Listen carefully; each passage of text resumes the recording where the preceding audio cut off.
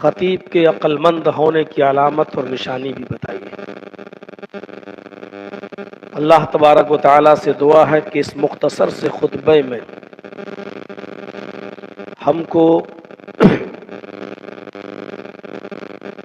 کچھ ایسی باتیں جس کی سماج کو، سوسائٹی کو اور معاشرے کو ضرورت ہے پیش کرنے کی توفیق عطا فرمائے، اور ہم سب کو اس پر عمل کی بھی توفیق عطا فرمائے۔ قرآن کریم کی جو آیت میں نے آپ کے سامنے تلاوت کی ہے، اس آیت کے اندر اللہ تبارک و تعالیٰ نے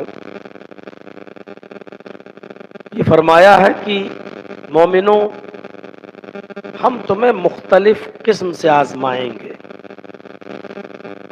ہم تمہارا امتحان لیں گے، اور امتحان لینے کی کئی شکلیں ہو سکتی ہیں۔ وَلَنَبْلُوَنَّكُمْ بِشَيْءٍ مِّنَ الْخَوْفِ،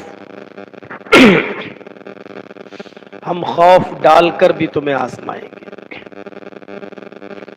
خوف و دہشت کا ماحول پیدا کر دینا، چاروں طرف سے ڈر ہمیں جب ستانے لگتا ہے، اس طرف اشارہ کیا گیا ہے کہ ہم تمہارے اوپر خوف کا ماحول طاری کر کے بھی ہم تمہیں آزمائیں گے۔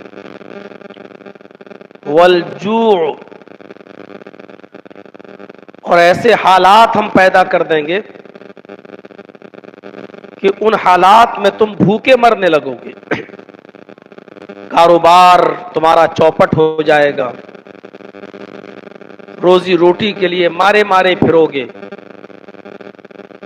ہم تمہیں بھوکا رکھ کر بھی آزمائیں گے۔ وَنَقْسِم مِّنَ الْأَمْوَالِ، تمہارے مالوں میں نقصان کر کے بھی ہم تمہیں آزمائیں گے۔ وَالْأَنفُسِ، تمہاری جانیں لے کر بھی ہم تمہیں آزمائیں گے۔ وَالثَّمَرَاتِ، تمہارے پھل، تمہاری کھیتیاں، تمہارے اناج، تمہارے گلے، یا جس کی تم کاشتکاری کرتے ہو اس کو تباہ کر کے بھی ہم تمہیں آزمائیں گے۔ اور پھر آگے فرمایا کہ ان تمام آزمائشوں میں میرے جو بندے صبر کر لیں اور میرا دامن نہ چھوڑیں، توحید سے انحراف نہ کریں، اور ہر حالت پر میری دی ہوئی ان مصیبتوں پر وہ صبر کریں، تو آئے محمد صلی اللہ علیہ وسلم ایسے لوگوں کو خوشخبری سنا دیجئے جنت کی۔ وَبَشِّرِ الصَّابِرِينَ، صبر کرنے والوں کو بشارت دے دیجئے۔ تو کتنی چیزوں سے کہا ہم تمہیں آزمائیں گے، ہم تمہیں خوف و دہشت ڈال کر بھی آزمائیں گے، ہم تمہیں بھوکا رکھ کر بھی آزمائیں گے۔ وَنَقْسِم مِّنَ الْأَمْوَالِ، تمہارے مالوں میں نقصان پہنچا کر بھی ہم تمہیں آزمائیں گے۔ وَالْأَنفُسِ، اور تمہاری جانیں لے کر بھی ہم تمہیں آزمائیں گے۔ وَالثَّمَرَاتِ، تمہاری کھیتیاں تباہ کر کے، تمہارے پھل فروٹ، تمہاری سبزیاں، تمہارے اناج اور تمہارے گلے برباد کر کے بھی ہم تمہیں آزمائیں گے۔ وَبَشِّرِ الصَّابِرِينَ، ان تمام مصیبتوں میں میرے جو بندے صبر کر لیں ان کو آپ جنت کی بشارت سنا دیجئے۔ اور مصیبتیں انسان کو کئی طریقے سے پہنچتی ہیں، مال و دولت کی مصیبت، بچوں کی بیماری کی مصیبت، ہماری گھر میں کسی کو کینسر ہو جائے تو ایک یہ مصیبت، کسی کو جان لیوا بیماری ہو جائے تو یہ ایک اور مصیبت، بچے ہمارے تباہ و بربادی کے راستے پر جا رہے ہیں، ہمیں کوفت ہو رہی ہے، بگڑ چکی ہماری اولاد، یہ بھی مصیبت، کسی کا گھر میں انتقال ہو جائے یہ بھی مصیبت۔ تو فرمایا کہ جب تمہارے اوپر مصیبت آئے تو اس وقت تم کیا کرو؟ الذین اذا اصابتہم مصیبہ جب تمہیں کوئی مصیبت پہنچتی ہے ان لوگوں کو، مومنوں کو، مسلمانوں کو، قالو انا للہ و انا الیہ راجعون، تو ان کی زبان سے جملہ نکلتا ہے انا للہ و انا الیہ راجعون۔ یہ مصیبت کی دعا بھی بتاتی ہے کہ جب بھی کسی کو کوئی مصیبت پہنچے تو وہ یہ دعا پڑھ لے۔ حافظ ابن کثیر نے تفسیر ابن کثیر کے اندر اس آیت کی روشنی میں مسند احمد ابن حنبل کے حوالے سے ایک روایت نقل کی ہے، اس روایت کو ہم آپ کے سامنے پیش کرتے ہیں۔ مسند احمد کی وہ روایت اس طریقے سے ہے جس کی راویہ حضرت ام سلمہ رضی اللہ تعالی عنہا ہے۔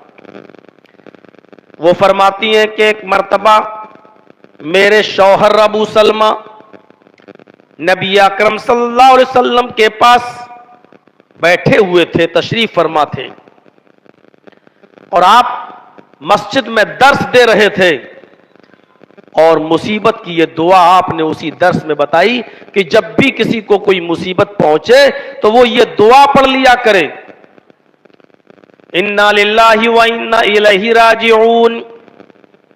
ام سلمہ کہتی ہیں کہ میرے شوہر جس محفل میں بیٹھے تھے، اللہ کے نبی نے اس محفل میں کہا کہ اس دعا کے بعد وہ یہ جملے بھی ادا کر لیا کرے، اللہم اجرنی فی مصیبتی واخلف لی خیرا منہا، انا للہ و انا الیہ راجعون۔ ہم سب اللہ ہی کے لیے ہیں، وَإِنَّا إِلَيْهِ راجعون، اور اسی کی طرف ہم سب کو پلٹ کر جانا ہے، ہم سب کو اسی کی طرف رجوع ہونا ہے، ہمارا ٹھکانہ بھی یہی ہے کہ ہم اسی کی طرف لوٹ کر واپس جائیں گے۔ اللہم اجرنی فی مصیبتی العالمین، مجھے میری مصیبت پر بہترین اجر عطا فرما، واخلف لی خیرا منہا، اور میں نے جو کھویا ہے اس سے بہتر تو مجھے بدل عطا فرما، وَخْلِفْ لِي خَيْرًا مِّنْهَا، مجھے اس سے بہتر چیز عطا فرما جو مجھ سے چھن گئی ہے، جو مجھ سے لے لی گئی ہے، اس سے بہتر چیز تو مجھے عطا فرما۔ ام سلمہ کا بیان۔ اللہ کے نبی صلی اللہ علیہ وسلم نے یہ دعا بتائی کہ جب بھی کسی کے اوپر کوئی مصیبت آئے تو وہ یہ دعا پڑھ لیا کرے، انا للہ و انا الیہ راجعون، اللہم اجرنی فی مصیبتی واخلف لی خیرا منہا۔ میرے شوہر نبی اکرم جناب محمد رسول اللہ صلی اللہ علیہ وسلم کے پاس سے جب میرے گھر آئے تو کہا اے ام سلمہ، آئے سلمہ کی ماں، آج محمد رسول اللہ صلی اللہ علیہ وسلم نے کہا عجیب دعا مجھے بتائی ہے۔ سب لوگوں نے اس دعا کو یاد کر لیا، میں نے بھی اس دعا کو سیکھ لیا، اس دعا کو میں نے بھی یاد کر لیا۔ ام سلمہ کہتی ہیں وہ دعا کون سی ہے؟ ابو سلمہ فرماتے ہیں کہ میں نے اپنی بیوی ام سلمہ کو یہ دعا بتائی کہ اللہ کے نبی نے فرمایا کہ جب کوئی مصیبت تمہیں آئے تو تم اس دعا کو پڑھ لیا کرو، انا للہ و انا الیہ راجعون، اللہم اجرنی فی مصیبتی واخلف لی خیرا منہا۔ فرماتی ہیں کہ ابو سلمہ نے جب یہ دعا مجھے بتائی تو میں نے اس دعا کو یاد کر لیا۔ پھر ایک دن ایسا آیا کہ میرے شوہر کہیں سفر میں گئے ہوئے تھے، وہیں ان کو بیماری نے آ پکڑا اور اسی بیماری میں میرے شوہر کا انتقال ہو گیا۔ جب مجھے میرے شوہر کے انتقال کی خبر ملی تو میں یہی دعا پڑھ لی، انا للہ و انا الیہ راجعون، اللہم اجرنی فی مصیبتی واخلف لی خیرا منہا۔ فرماتی ہیں کہ میں یہی دعا پڑھتی رہی، جب بھی مجھے اپنے شوہر کی یاد آتی میں یہی دعا پڑھتی۔ اس مصیبت کی گھڑی میں یہ جو دعا سکھائی تھی ہمارے شوہر نے اور ہمارے شوہر کو محمد رسول اللہ نے، میں یہی دعا پڑھتی، اور جب اس کے معنی پر غور کرتی تو مجھے بڑا تعجب ہوتا کہ اے اللہ، ہم سب تیرے لیے اور تیری کی طرف پلٹ کر جانا ہے، مجھے میری مصیبت میں بہترین اجر عطا فرما اور مجھے اس سے بہتر بدل عطا فرما جو میں نے کھویا ہے، جو مجھ سے چھینا گیا ہے۔ میں سوچتی کہ اس سے بہتر بدل مجھے کیا مل سکتا ہے، کیا ابو سلمہ سے بہتر بھی کوئی ہو سکتا ہے؟ میرے شوہر ابو سلمہ جو انتقال کر گئے وہ میرے لیے سب کچھ تھے، کیا اس سے بہتر بھی بدل ہمیں عطا ہو سکتا ہے؟ میں دعا پڑھ لیتی تھی لیکن میں سوچتی تھی کہ اس سے بہتر بدل کیا ہو سکتا ہے؟ ایسا ہو ہی نہیں سکتا کہ مجھے میرے شوہر ابو سلمہ سے بہتر بدل مل جائے۔ کہتی ہے کہ میری عدت کے ایام پورے ہوئے، یہاں جب میری عدت کے ایام پورے ہو گئے، میری عدت گزر گئی، تو اس کے کچھ دنوں کے بعد نبی اکرم جناب محمد رسول اللہ میرے گھر تشریف لائے، دروازے کو دستک دی۔ اس وقت میں ایک چمڑے کو دباغت دے رہی تھی، ایک چمڑے کو میں رنگ رہی تھی، میں چمڑے کو دباغت دے رہی تھی۔ دروازے پر میں نے دستک سنی تو میں نے اپنے ہاتھ دھوئے اور دوڑتی ہوئی دروازے کی طرف گئی۔ میں نے دروازہ کھولا تو سامنے جناب محمد رسول اللہ صلی اللہ علیہ وسلم کھڑے ہیں۔ آپ نے سلام کیا اور اندر آنے کی اجازت طلب کی، میں نے سلام کا جواب دیا اور ان کو اندر آنے کی اجازت دی۔ میرے پاس کھجوروں کی چھال کا بھرا ہوا ایک تکیہ رکھا تھا، میں نے وہ تکیہ جناب محمد رسول اللہ صلی اللہ علیہ وسلم کو دے دیا۔ آپ اسی تکیے پر ٹیک لگا کر بیٹھ گئے اور اس کے بعد آپ نے فرمایا، آئے ام سلمہ، تمہارے شوہر کا انتقال ہو چکا ہے، تم نے عدت بھی مکمل کر لی ہے، میں چاہتا ہوں کہ میں تمہارا سہارا بن جاؤں اور میں تمہیں نکاح کا پیغام دیتا ہوں۔ آئے ام سلمہ، میں تمہارے ساتھ نکاح کرنا چاہتا ہوں، میں نکاح کا پیغام تمہیں دینے آیا ہوں۔ ام سلمہ کا جواب تھا، اے اللہ کے نبی صلی اللہ علیہ وسلم، ایسا کیسے ہو سکتا ہے کہ آپ مجھے پیغام نکاح دیں اور میں اس کو ریجیکٹ کر دوں، میں اس کو ٹھکرا دوں؟ ایسا تو ممکن نہیں ہے، لیکن میرے اندر دو تین چیزیں ایسی ہیں جو شاید آپ کو پسند نہ ہو، اس لیے اس کو میں کلیئر کر لینا چاہتی ہوں، میں صاف صاف کہہ دینا چاہتی ہوں۔ آپ نے فرمایا، ام سلمہ بتاؤ کیا کہنا چاہتی ہو؟ وہ تین پریشانیاں یا دو تین پریشانیاں تمہارے ساتھ کیا ہیں؟ ام سلمہ کہتی ہیں، اے اللہ کے نبی صلی اللہ علیہ وسلم، میرے ساتھ سب سے پہلی پریشانی یہ ہے کہ میں بہت غیرت مند خاتون ہوں، میں بہت غیرت مند خاتون ہوں، سوکنوں کو برداشت نہیں کر سکتی۔ آپ کی اور بیویاں آپ کے ساتھ رہتی ہیں، اگر کبھی انبن ہو گئی اور میرے منہ سے کچھ نکل گیا تو آپ کو بھی تکلیف ہوگی اور آپ کی بیویوں کو بھی تکلیف ہوگی، اس لیے اس سلسلے میں آپ کو پہلے بتا دینا چاہتی ہوں کہ میں بہت غیرت مند خاتون ہوں اور سوکنوں کو میں برداشت نہیں کر سکتی ہوں، اور برداشت کر بھی لوں تو کبھی کبھی نوک جھوک ہو گئی تو میرے منہ سے کچھ الٹا سیدھا نکل بھی سکتا ہے۔ آپ نے فرمایا، ام سلمہ ٹھیک ہے، دوسری کوئی پرابلم ہو تو بتاؤ۔ تو ام سلمہ کہتی ہیں، مجھے دوسری پرابلم یہ ہے کہ اللہ کے نبی، میں شادی کی عمر کو کراس کر چکی ہوں، شادی جس مقصد سے کی جاتی ہے اب میرے اندر اس مقصد کو پورا کرنے کا اب جذبہ نہیں رہا ہے، میں شادی کی عمر کو کراس کر چکی ہوں، اب بچوں کی پیدائش اور بچے پیدا کرنے کی اب میری عمر نہیں رہی ہے۔ آپ نے فرمایا، ام سلمہ اور کوئی پرابلم ہو تو بتاؤ، اور کوئی وجہ ہو تو بتاؤ۔ فرمایا، ہاں ایک وجہ اور ہے، اے اللہ کے نبی صلی اللہ علیہ وسلم، ابو سلمہ بچے چھوڑ گئے ہیں، ان کا انتقال ہو گیا ہے، اب ان بچوں کی کفالت میرے ذمے ہے، ان بچوں کی پرورش میرے ذمے ہے، میں ان بچوں کو چھوڑ نہیں سکتی، ان بچوں کی کفالت کی ذمہ دار میں ہوں، لہذا یہ بچے میں کسی اور کے حوالے نہیں کر سکتی ہوں، یہ بچے میرے ہی ساتھ رہیں گے۔ اب ان تینوں کا جواب محمد رسول اللہ صلی اللہ علیہ وسلم نے کچھ یوں دیا کہ آئے ام سلمہ، تمہاری پہلی پرابلم یہ ہے کہ تم سوکروں کو برداشت نہیں کر سکتی ہو، تم بہت غیرت مند خاتون ہو، میں اللہ سے دعا کروں گا اللہ تمہاری اس غیرت کو ختم کر دے گا اور تمہیں سوکنوں کے ساتھ میرے ساتھ رہنے میں کوئی اڑچن نہیں آئے گی، پریشانی نہیں آئے گی۔ انشاءاللہ میں اللہ سے دعا کروں گا، اللہ رب العالمین وہ تمہاری اس غیرت کو ختم کر دے گا۔ رہی دوسری بات، تم کہتی ہو کہ میں شادی کی عمر کو کراس کر چکی ہوں، تو کوئی بات نہیں، جس عمر میں آپ ہو اسی عمر میں میں بھی ہوں۔ آئے ام سلمہ، شادی کے بعد بچوں کی پیدائش میرا مقصد نہیں ہے، ایک بیوہ کا سہارا بننا اور دنیا والوں کو یہ بتانا کہ محمد رسول اللہ شوہروں کے مرنے کے بعد بیوہ عورتوں کے لیے بھی سہارا بننے کے لیے آیا ہے، ان کو بے یارو مددگار چھوڑنے کے لیے پیدا نہیں ہوا ہے۔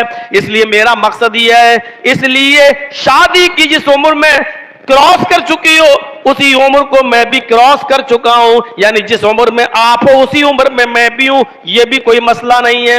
تیسرا مسئلہ بچوں کا ہے تو تم مجھ سے نکاح کر لو، تمہارے بچے میرے بچے ہوں گے اور ان بچوں کی کفالت میں کروں گا، ان بچوں کی پرورش میں کروں گا۔ فرماتی ہیں ام سلمہ، اس کے بعد میرا نکاح جناب محمد رسول اللہ صلی اللہ علیہ وسلم سے ہو جاتا ہے۔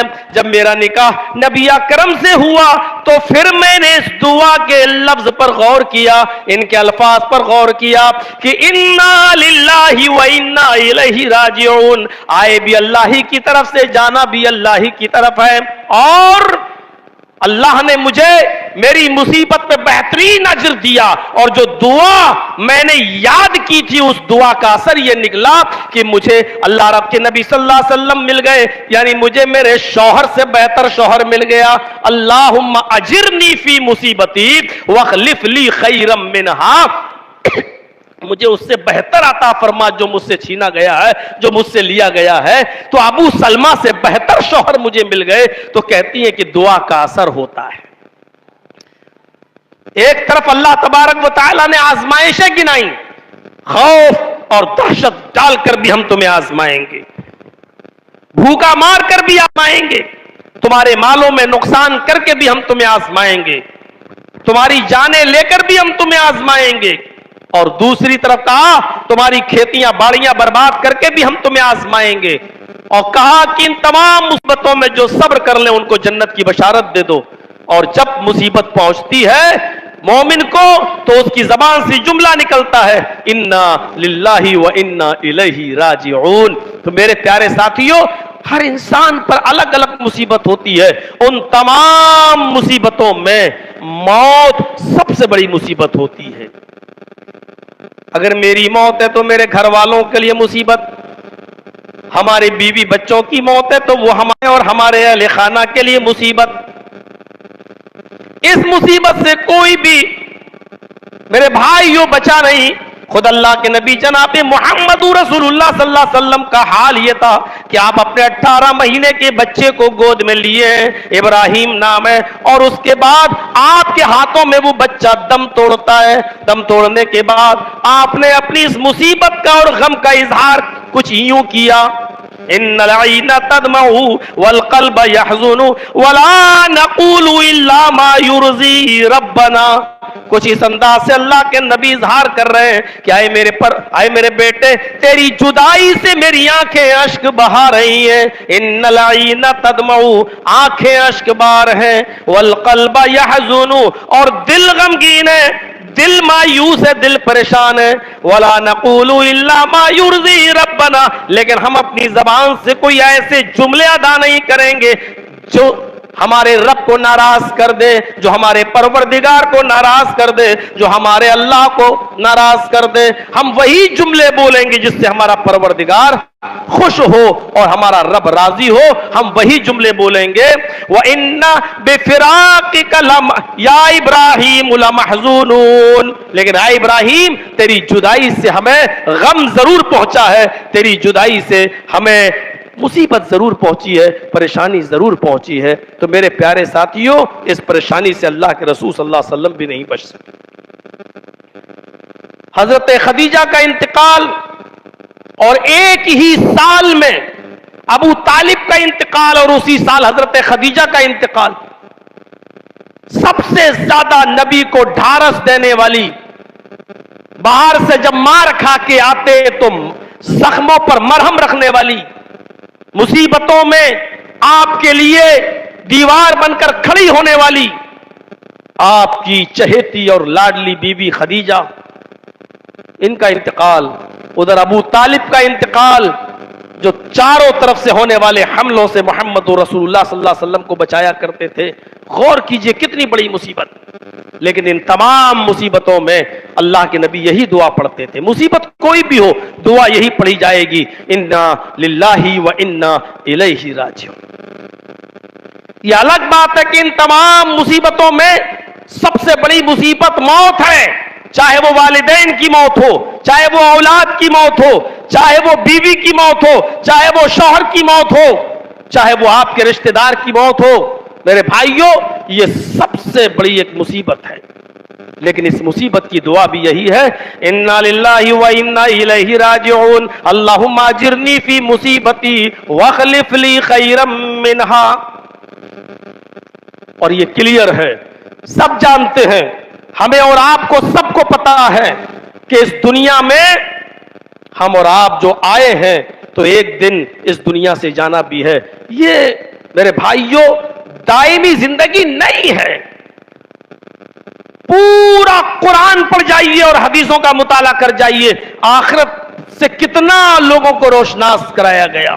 کبھی اللہ کے نبی صلی اللہ علیہ وسلم سے کہا جا رہا ہم آپ کے لیے نرم گرم بستر کا انتظام کرنا ہے تو آپ کہتے ہیں کہ نہیں، مالی ولی دنیا، مجھے دنیا سے کیا مطلب، ما انا فی الدنیا الا کراکب استظل تحت شجرہ، میں تو دنیا میں ایک مسافر کی طرح ہوں. جیسے مسافر کا کوئی ٹھکانہ نہیں ہوتا ہے، ایک دو دن گزارے اور اپنے وطن واپس، ایسی میرا بھی یہ دنیا میں ہمیشہ کا کوئی ٹھکانہ نہیں ہے اور مجھے اپنے وطن یعنی اصلی گھر واپس چلا جانا ہے. میرے پیارے ساتھیوں، بار بار احساس دلایا ہے.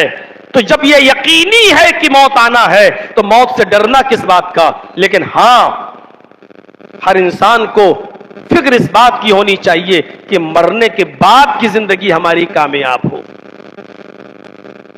موت سے ڈر نہیں ہونا چاہیے. موت، مومن تو وہ ہے کہ موت کے وقت اس کے چہرے پہ مسکراہٹ ہوتی ہے. حضرت فاطمہ رضی اللہ تعالیٰ عنہ کا واقعہ اٹھائیے، جب مرض الموت میں اللہ کے نبی کے تشریف لاتی ہیں اور کہتی ہے کہ واہ کر بابا، ہائے میرے ابو کی تکلیف. باپ نے، ابو نے چہرہ پکڑا اور کان میں کچھ کہا، ہنسنے لگی. دوبارہ پکڑا، پھر کچھ کہا، پھر اور زیادہ ہنسنے لگی. بعد میں ریزن بتایا کہ اللہ کے نبی صلی اللہ علیہ وسلم یہ فرما رہے تھے کہ فاطمہ، اللہ تعالیٰ نے تجھے جنت کی تمام عورتوں کا سردار بنا دیا. لیکن جب پھر دیکھنے لگی میری مصیبت اور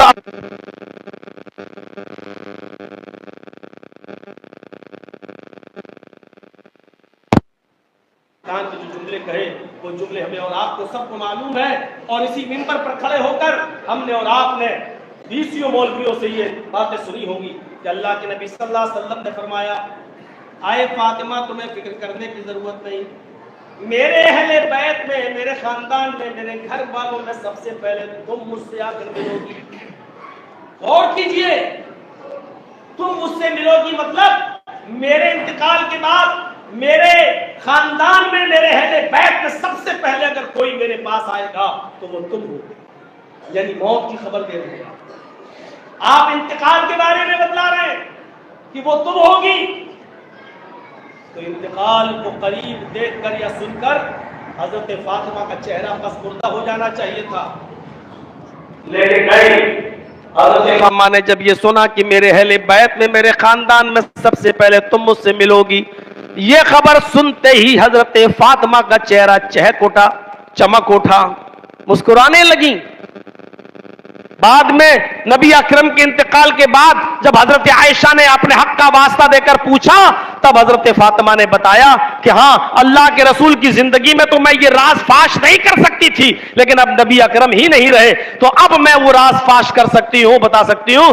آپ نے پہلی مرتبہ میرا کان پکڑا تو کہا تھا کہ اے فاطمہ، اللہ نے تجھے جنت کی تمام عورتوں کا سردار بنا دیا. تو میں مسکرائی. اس کے بعد دوبارہ آپ نے فرمایا، آئے فاطمہ تم فکر کیوں کرتی ہو، میرے اہل بیت اور میرے خاندان میں تم سب سے پہلے مجھ سے آ کر ملو گی. جب یہ خبر میں نے سنی اور یہ سنا کہ میں اپنے باپ سے سب سے پہلے ملوں گی تو میرے چہرے پہ مسکراہٹ آ گئی. مومن موت کو قریب دیکھتا ہے تو اس کے چہرے پر مسکراہٹ آتی ہے۔ آج ہر انسان اپنے گریبانوں میں جھانک کر دیکھے، موت کو اپنے قریب دیکھ کر کیا اس کے چہرے پہ مسکراہٹ آتی ہے؟ اپنے اولاد کو پکڑتا ہے، اور جو بیٹا سب سے زیادہ ہمدرد ہوتا ہے اس سے کہتا بیٹے مجھے کسی بڑے ہاسپٹل میں لے کے چلو، مجھے کسی اچھی جگہ دکھاؤ، بیٹا مجھے کوئی بڑے ہاسپٹل میں لے کر چلو۔ میں نہیں کہتا ہوں کہ یہ سب چیزیں غلط ہیں، نہیں، ٹھیک ہے، جائز ہے، لیکن موت کے وقت اس کے چہرے کی حالت یہ بتاتی ہے کہ وہ اس کا ایمان کیسا ہے اور ایمان کی کیا کیفیت ہے۔ میرے بھائیوں، ایک طرف حضرت فاطمہ رضی اللہ تعالی عنہا کا چہرہ دیکھیے کس طریقے سے مسکرا رہا ہے۔ آپ اسی مرض الموت میں مبتلا تھے، ابھی کسی کو معلوم نہیں ہے۔ غور کیجئے، ساری بیویاں نبی اکرم صلی اللہ علیہ وسلم کے پاس بیٹھی ہوئی ہیں، اور ہر بیوی کو یہ فکر ہوئی کہ اللہ کے نبی صلی اللہ علیہ وسلم کے تو جانے کا وقت ہو گیا، اس بیماری میں اب کوئی بچتا نہیں، شاید اللہ کے نبی بھی اب اللہ کو پیارے ہونے والے ہیں۔ اب ہر بیوی کو یہ چنتا ہوئی، فکر ہوئی کہ سب سے پہلے اپنے شوہر محمد رسول اللہ کے پاس کون جائے گا، یعنی ہم بیویوں میں سے سب سے پہلے کون سی بیوی اللہ کے رسول سے ملے گی، کس کا انتقال سب سے پہلے ہوگا۔ تو ساری بیویوں نے سوال ہی کر لیا، اے اللہ کے نبی صلی اللہ علیہ وسلم اتنا بتا سکتے ہیں آپ تو اللہ کے نبی ہیں، اللہ کے پیغمبر ہیں، آپ کے اس دنیا سے رخصت ہونے کے بعد آپ سے سب سے پہلے کون سی بیوی ملاقات کرے گی، کون ہے جو سب سے پہلے آپ کے پاس آئے گی؟ آپ کی بیویوں میں سے کیا اس کا نام ہے؟ جس کی کئی بیویاں ہوں میرے بھائیوں، وہ ڈائریکٹ نام کیسے لے سکتا ہے؟ اللہ کے نبی صلی اللہ علیہ وسلم مسکراتے ہوئے کہتے ہیں کہ ہاں، تم تمام بیویوں میں سے ایک عورت ایسی ہے جو سب سے پہلے مجھ سے آ کر ملے گی، یعنی میرے انتقال کے بعد بیویوں میں سب سے پہلے وہ مجھ سے ملے گی۔ بخاری شریف کی روایت، اللہ کے نبی صلی اللہ علیہ وسلم نے فرمایا اطولکن یدن، تم عورتوں میں جس کے ہاتھ سب سے زیادہ لمبے ہوں گے وہ عورت، وہ بیوی مجھ سے سب سے پہلے ملے گی۔ تھوڑی دیر کے بعد حضرت عائشہ نے ساری بیویوں کو دوسرے روم میں بلایا، کہ ادھر آؤ، اور جب ساری بیویاں دوسرے روم چلی گئیں تو ایک لکڑی لے آئیں حضرت عائشہ، اور ساری عورتوں کے ہاتھ ناپنے لگیں کہ دیکھیں کس عورت کا ہاتھ، نبی کی کس بیوی کا ہاتھ سب سے زیادہ لمبا ہے۔ حضرت عائشہ نے جب ناپنا شروع کیا تو سب سے زیادہ لمبا ہاتھ حضرت سودا رضی اللہ تعالی عنہ کا نکلا، تو حضرت سودا خوش ہو گئیں کہ لو چلو، میں تو زیادہ دن دنیا میں نہیں رہ سکی نبی کے ساتھ، تو چلو کم سے کم بیویوں میں سب سے پہلے تو میں اللہ کے رسول سے ملوں گی۔ غور کیجئے، پہلے ملاقات اپنا سوچنے لگی کہ میری ملاقات سب سے پہلے ہوگی، یعنی میری موت سب سے پہلے ہوگی، اور یہ سوچ کر مسکرا رہی ہیں، چہرے پر خوشی کے آثار نمایاں ہیں۔ آپ اندازہ لگا سکتے ہیں، موت کو قریب دیکھ کر خوشی کے آثار، یہ مومن کی علامت ہے، یہ مومن کی علامت ہے۔ ہمارے چہرے پر کیا ہوتا ہے؟ اس وقت یہ فکر ہوتی ہے کہ میرا بیٹا کیا ہوگا، میری اولاد کا کیا ہوگا، میری زمین و جائیداد کے سلسلے میں کوئی جھگڑے گا تو نہیں، کتنی فکریں ہمیں لاحق ہوتی ہیں۔ اسی لیے عمر ابن عبدالعزیز رحمت اللہ علیہ کا جب انتقال کا وقت قریب آیا، بالکل مرض الموت میں مبتلا تھے، آخری وقت تھا، تو کسی نے ان سے کہا آئے پورے خطے کے مالک، عرب کے اتنے بڑے علاقے پر حکومت کرنے والی شخصیت، آپ نے اپنی اولاد کے لیے کچھ نہیں چھوڑا۔ کیا چھوڑا ہے؟ کچھ نہیں۔ آپ کے انتقال کے بعد آپ کی اولاد کو کیا ملے گا؟ عمر ابن عبدالعزیز رحمت اللہ علیہ نے ساری اپنی اولاد کو اکٹھا کیا، 14 بچے تھے، 14، ایک بھی بیٹی نہیں، سب بیٹے، اور 14 کے 14 بچے نابالغ، 14 کے 14 بچے نابالغ، ایک بھی بالغ نہیں۔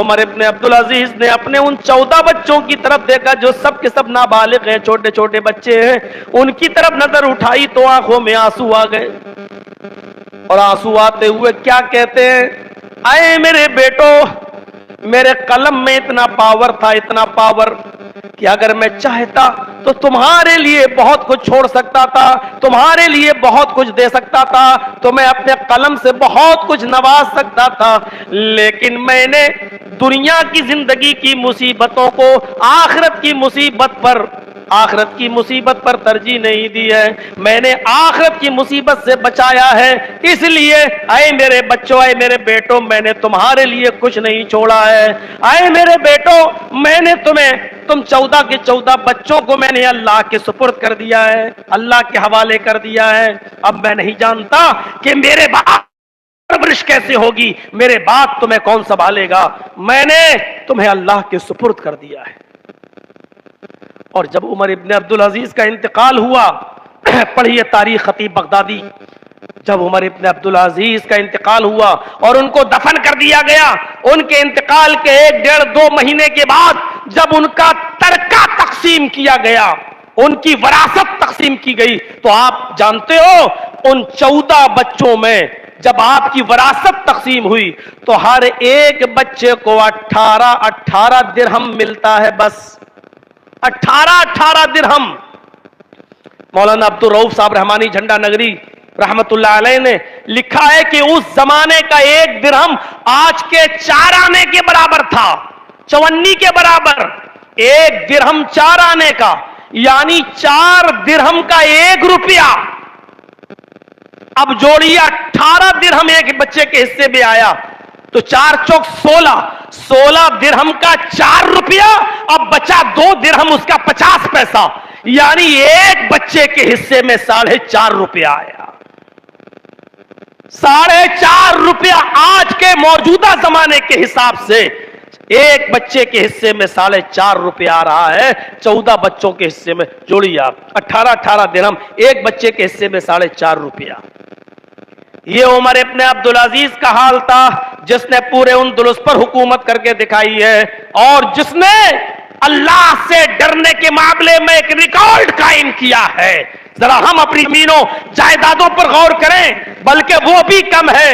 دل چاہتا ہے کہ ہمارا بھائی مر گیا ہے تو ہم اپنے بھائی کے بیٹے یعنی اپنے یتیم بھتیجوں کا بھی مال ہڑپ کر لیں، یتیم پوتوں کا بھی مال ہڑپ کر لیں۔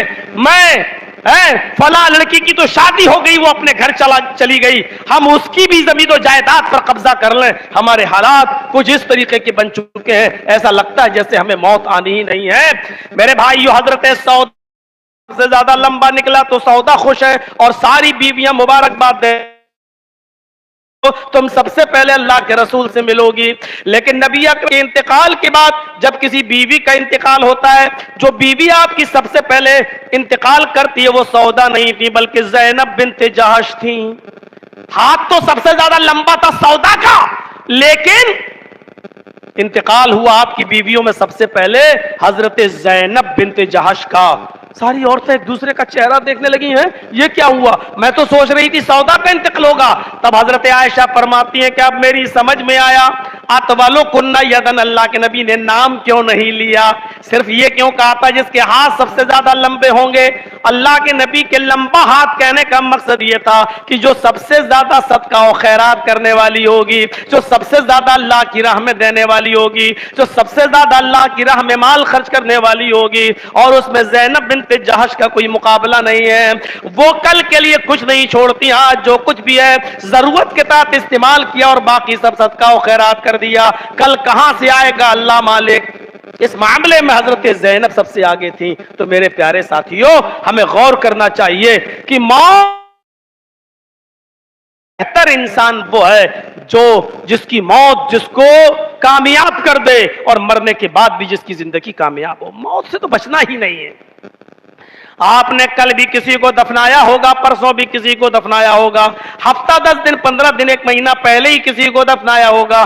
ذرا قبرستان کی طرف نظر دوڑا کر دیکھو میرے بھائیوں، وہاں کے اندھیرے کی طرف ذرا نظر دوڑا کر دیکھو۔ آؤ ایک واقعے کی طرف اور لے کر اپنی بات کو ختم کرتے ہیں۔ حضرت خنسا کو آپ نے بہت اچھی طریقے سے سنا ہوگا. حضرت خنسا کے اوپر دو زمانے گزرے ہیں, ایک حالت کفر کا اور ایک حالت ایمان کا. وہ سن 8 ہجری سے پہلے حالت کفر میں اس نے اپنی زندگی گزاری اور 8 ہجری کے بعد وہ اسلام لے آئی.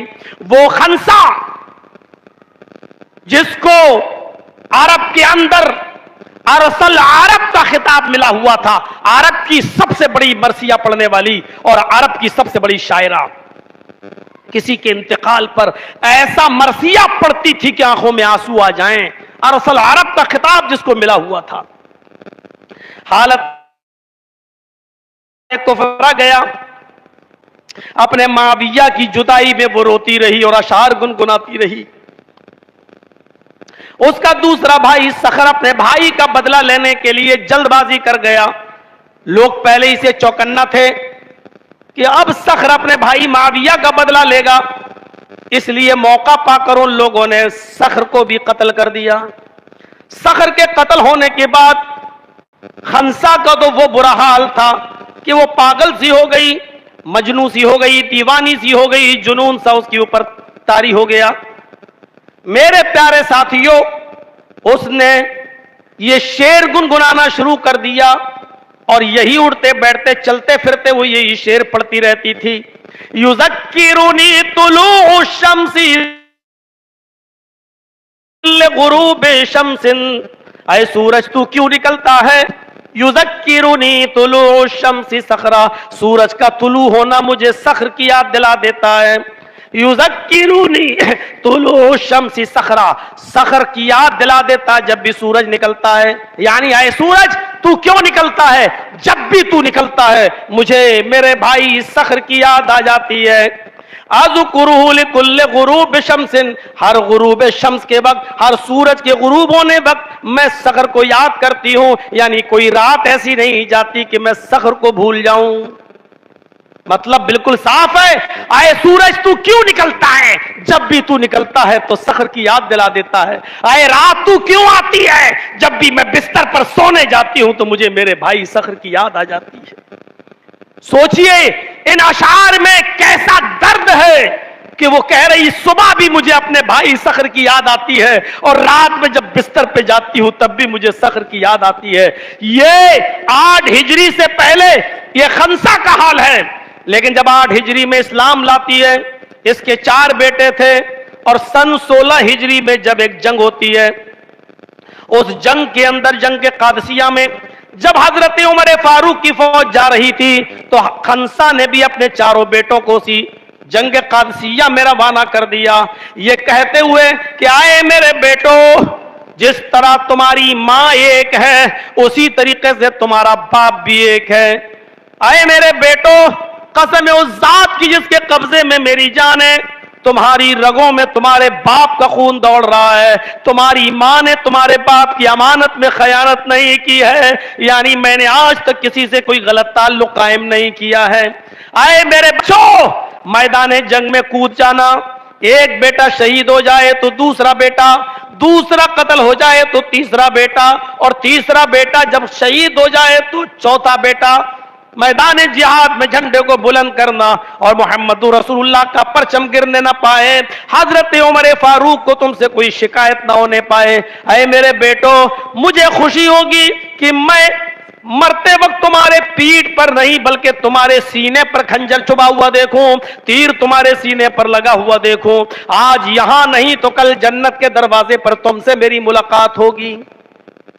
میرے بھائیوں, سارے کے سارے لوگ جنگ کے قادسیہ سے واپس آ رہے ہیں. خنسا دروازے پر کھڑی ہو کر اپنے بیٹوں کا انتظار کر رہی ہے. لوگوں نے پوچھا, خنسا نے لوگوں سے پوچھا میرے بیٹوں کا کیا ہوا. جواب ملا کہ تیرے بیٹے چاروں کے چاروں میدان جنگ میں شہید کر دیے گئے. اس کی زبان پر ایک ہی جملہ تھا, آئے میرے ساتھیوں, صرف اتنا بتاؤ کہ میرے چاروں بیٹوں نے مرتے وقت, شہادت کے وقت تیر جو کھایا ہے وہ سینے پر کھایا ہے یا پیٹھ پر کھایا ہے؟ لوگوں نے گواہی دی کہ تیرے چاروں بیٹوں نے تلوار کا وار اور تیروں کے زخموں کو اپنے سینوں پر کھایا ہے، کوئی بھی وار ان کے پیٹھ پر نہیں پڑا ہے۔ آسمان پر نظریں اٹھاتی ہے اور وہی خنسا جو اپنے بھائی صخر کی موت پر کہتی تھی یذکرنی طلوع الشمس صخرا واذکرہ لکل غروب شمس، آج اپنے چاروں بیٹوں کی شہادت کی خبر سنتی ہے تو کہتی ہے الحمدللہ الذی شرفنی بقتلہم، تمام تعریفیں اس اللہ کے لیے ہیں جس نے مجھے میرے بیٹوں کی شہادت سے، ان کے قتل سے سرفراز فرمایا، مشرف فرمایا۔ یعنی اپنے بیٹوں کی شہادت پر مسکراتی ہے، اپنے بیٹوں کی شہادت پر خوش ہوتی ہے۔ کل تک وہ اپنے بھائیوں کے انتقال پر غم کے آنسو بہا رہی تھی، لیکن آج حالت ایمان